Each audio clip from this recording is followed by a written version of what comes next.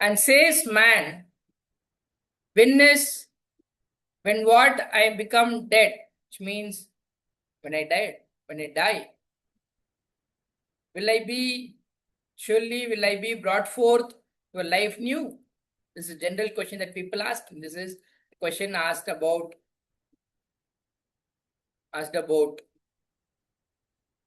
day of resurrection. Do you think the question generally been asked that do you think when I die, will I be given a life again? Avala Ezkurul insan. In order to reply for this question, now Allah is asking in one more question. Allah is answering this with one more question and says, Avala Ezkurul insan. Do not remember man that we have created him from before. You are asking about second generation, sir. Second creation, sir. How did you come to this world first? Who has created you first? Says man and does not remember man that we only have created him. And from before, while not he was anything, he was created from nowhere. He was not existing at all. But Allah has brought him to this world. If something has happened again and his remittance is available now, do you think recreation is not possible? And any product development for that matter, first time creating a product is difficult. Second time or repeating or copying it should be easy. And that is what is general process. Here you have already been created, sir. And when you die, your eminence will be, and you will be left with something. And do you think it is not possible to recreate again? Now Allah promises and says, surely by your Lord, that surely we will gather everybody, all of them, and even the shaitan also will be brought forth. Then we will bring to them around a hellfire. Hellfire is brought towards them, and they will come back. Jizya means bent on knees, and they have to bend down on knees, and they have to come on knees, not on their legs, but on knees, just like a person who receives punishment will be treated. Similarly, they will be treated like that on the day of Qiyamah because of asking such questions. And then surely we will drag out from every sect those of them will be the worst against the most gracious in rebellion people from every community for that matter, for every timeline for that matter, every nation for that matter, people who behave very badly, we will pick them out from every community, and then surely we will know best of those who are the most worthy to be being burned, and they may be escaping the punishments of this world, but on the day of Qiyamah, Allah knows best of how to handle them. And not this of you, but not this is. I mean, bringing of the day of Qiyamah is not a difficult or mighty task, but it is easy that as if it is passing it over and is upon our Lord, it's an Hatman Maqziya, which has already been decided. Khatam ho gaya, Urdu mein bolna. It has already been decided. It has already been decreed. And it is going to happen for sure.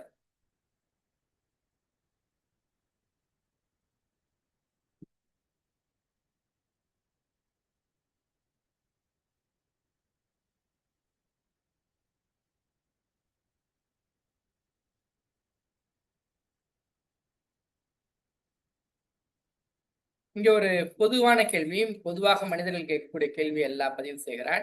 பிறகு கூறுகிறான் மனிதன், நான் என்ன மரணித்து விட்டால் மரணித்ததற்கு பிறகு நான் என்ன நிச்சயம் கண்டிப்பாக எழுப்பப்படுவேனா, அதுவும் உயிருள்ளவனாக எழுப்பப்படுவேனா என இந்த கேள்வி அவ்வப்போதும் சரி, சமகாலத்திலும் சரி, ரசூல் ஸல்லல்லாஹு காலத்திலும் சரி அதிகம் கேட்கப்பட்ட கேள்விகளில் ஒன்று, மனிதன் என்ற அதிகம் விமர்சனத்திற்கு உள்ளாக்கப்பட்ட கேள்விகளில் ஒன்று. இங்க அல்லாஹ் அதனைத்தான் பதிவு செய்கிறான்.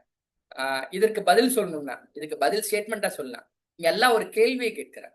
என்ன கேள்விங்க? நீங்க சிந்திக்க வேண்டாமா? எப்படி மனிதனை நிச்சயமாக நாம் அவனை படைத்தோம் இதற்கு முன்னல், இப்ப நீங்க இரண்டாவது முறை உங்களை படைப்பதை குறித்து பேசுறீங்க. மறுமை இருக்கா, இறந்து விட்டால் எனக்கு இன்னொரு முறை உயிர்ப்பிக்கப்படுவோமா என கேட்குறீங்களே. நீங்க முதல் முறை உங்களை யார் படைத்தது? முதல் முறை நாம் அவனை படைத்தோம்னா பிறகு அவன் இருக்கவில்லையா? எந்த ஒரு பொருளாகவும் இல்லாத நிலையில் அவன் படைக்கப்பட்டான்னா, எல்லா மனிதர்களுக்கும் இந்த ஃபேக்ட் பொருந்தது தானே. ஒரு டைம்லைன்ல அவங்க இல்லாமே இருந்தாங்க, அதிலிருந்து அல்லாஹ் அவர்களை படைத்திருக்கிறான். அப்படின்னா இவர்கள் இறந்ததற்கு பிறகு ஏதோ அவர்களுடைய பாக்கி இருக்கிறது. பாக்கியிலிருந்து அவர்களை மீண்டும் எழுப்புவது அல்லாஹ் அவருக்கு கடினமா என்ன? இன்னைக்கு எந்த ப்ராடக்ட் இண்டஸ்ட்ரியிலையும் பார்க்கலாம், முதல் முறை அந்த ப்ராடக்டை கொண்டு வருவது கஷ்டம். ஆனா வந்த பிறகு அதனை காப்பி செய்வது, அதனை மீண்டும் செய்வது எல்லோருக்கும் ஈஸி தான். மனுஷன் நினைச்சு பார்க்க வேண்டாமா அவன் எங்கேருந்து வந்தான்? இந்த கேள்வி எல்லாம் இங்க கேட்கிறான். அவரை மட்டுமல்ல, நிச்சயம் அந்த இறைவன் மீது சத்தியமாக நிச்சயமாக நாம் அவர்கள் அனைவர்களையும் ஒன்று எழுப்புவோம். அவர்கள் மட்டுமல்ல, அவர்களுடைய சைத்தான்களும் என்னது எழுப்பப்படுகிறார்கள், இருசாராரும் எழுப்பப்படுகிறார்கள். பிறகு அவர்களை கொண்டு வருவோம். இந்த மனிதர்களை யாரெல்லாம் மறுமை நாளை நிராகரித்தார்கள் அவர்களும் அதற்கு உடந்தையாக இருந்த சைத்தான்களும் இருவரும் சேர்த்து அவர்களை சுற்றி வளைக்கிறது நரகம். இந்த சாரார் முழந்தால் இட்டவர்களாக முழந்தால் இட்டவர்கள் முட்டி போட்டு அவர்கள் என்னது அந்த பனிஷ்மெண்ட்டை வாங்குவதற்கு அந்த அசாபை வாங்குவதற்காக அவர்கள் வருகிறார்கள். பிறகு கலட்டி எடுப்போம் ஒவ்வொரு கூட்டத்திலிருந்தும் சரி, யார் மிக கடுமையாக இறைவனை மிக ரஹ்மானுக்கு எதிராக பாவம் செய்தார்களோ, அழிச்சாட்டியம் செய்தார்களோ, களமாடினார்களோ, மிக குறிப்பாக சமகாலத்திலும் பேசினாலோ இஸ்லாத்திற்கு எதிராக, அல்லாவிற்கு எதிராக, தூதருக்கு எதிராக யாரெல்லாம் களமாடினார்களோ அவர்கள் அனைவர்களும் ஒவ்வொரு சமூகத்திலிருந்தும் கலட்டி எடுப்போம்.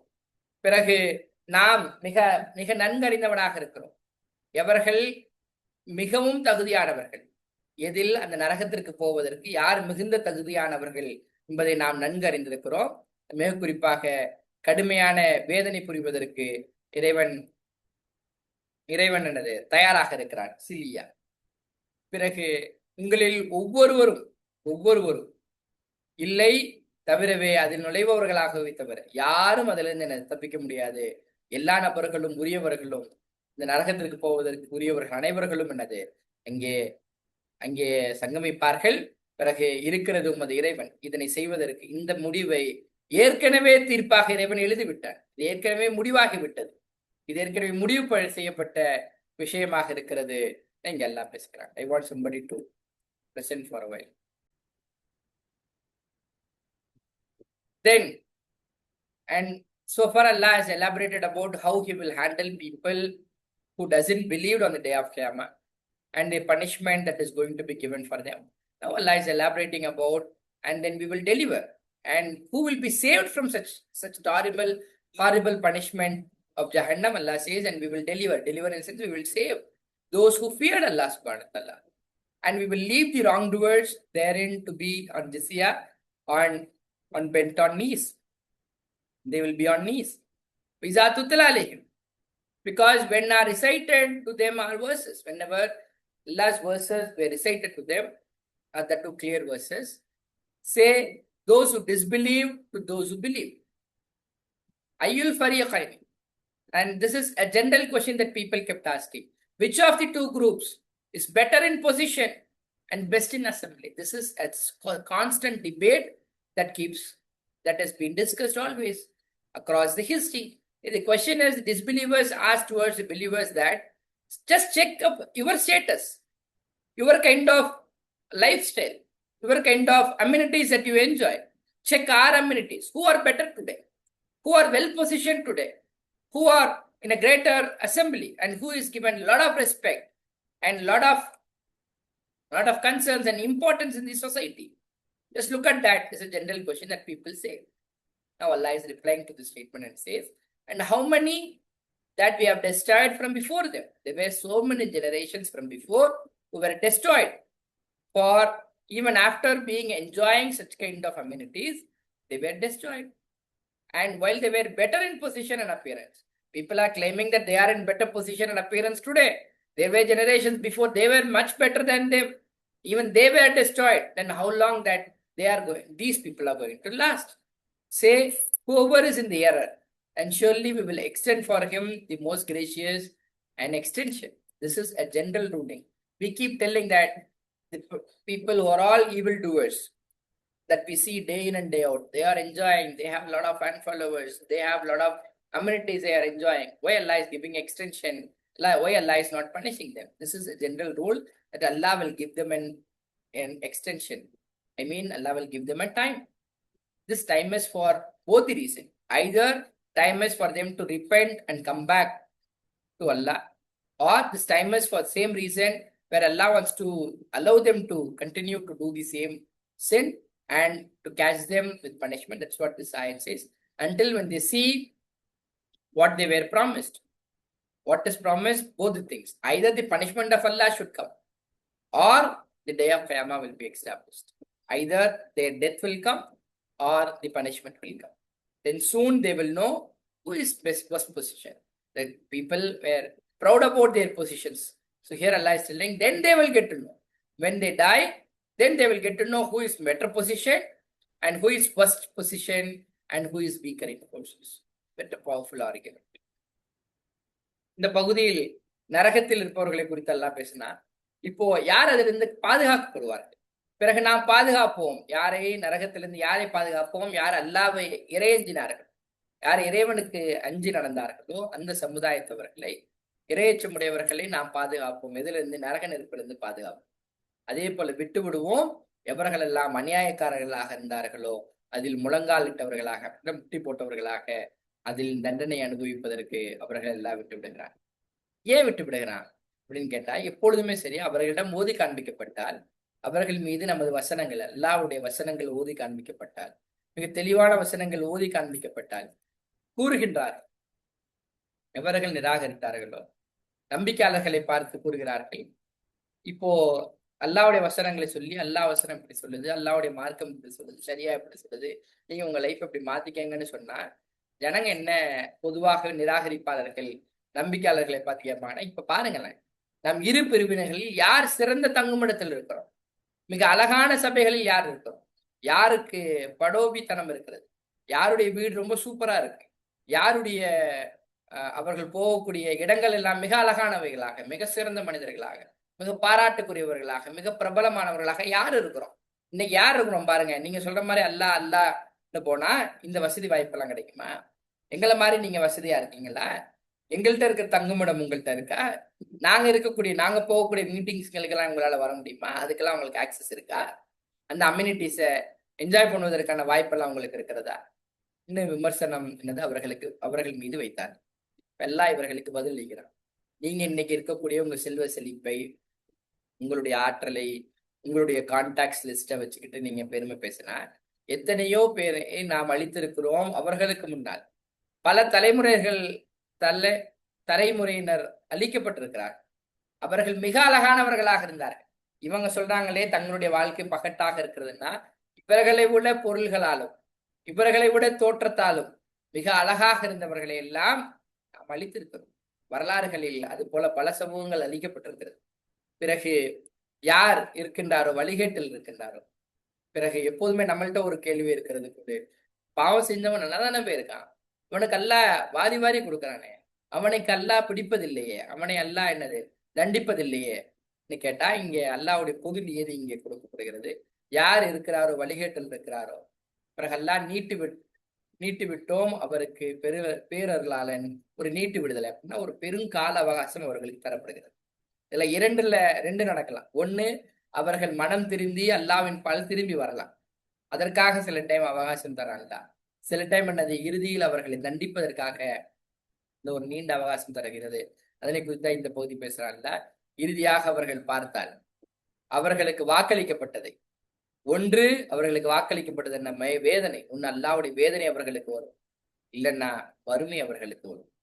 இந்த இரண்டு வந்த பிறகு அப்பொழுது தெரியும் சொல்றான்ல.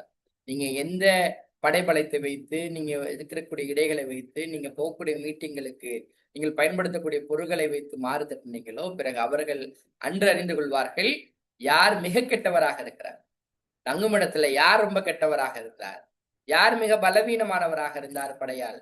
உங்களுக்கு பெரும் படை, பெரும் ஃபேன் ஃபாலோவர் இருப்பது போல தோணுச்சு. ஆனா அன்னைக்கு தெரிஞ்சு போயிடும் யார் மிக பலவீனமானவராக இருந்தார் என எல்லாம் இங்கே பட்டியலிடுகிறார்.